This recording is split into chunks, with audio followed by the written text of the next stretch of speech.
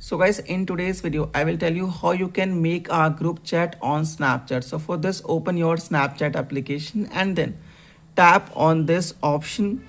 And friends, here, select your friends for group.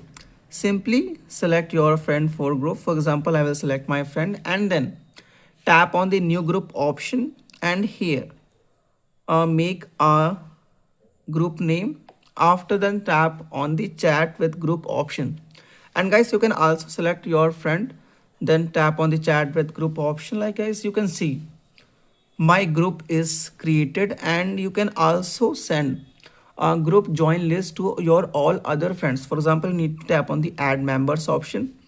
And friends, here you can also join or send group join request to your all other friend. Like guys, you can see, and you can also send group join link. And guys, if you